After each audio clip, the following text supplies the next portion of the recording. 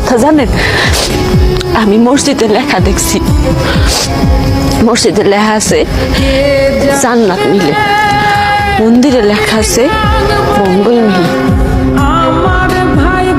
বিদ্যালয়ে লেখা আছে শিক্ষা মিলে,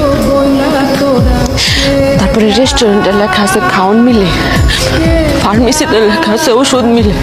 কিন্তু আমি কোথাও এমন লেখা পেলেন না যে না আপনারে মিলে। আপনি কইতে পারেন আমি কই গেলে আপনারে পাইতাম, কেমনে আল্লাহর কাছে চাইলে আমি আপনারে পাইতাম।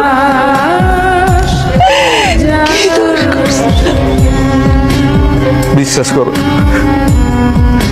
আমার মা আর আমি আমাকে ভুল বুঝতে পারছি। আমার তোমার সাথে অনেক বড় অন্যায় করে ফেলেছি, আমাকে তুমি মাফ করে দাও। আর কোনোদিন তোমার সাথে আমরা কোনো কিছু করবো না।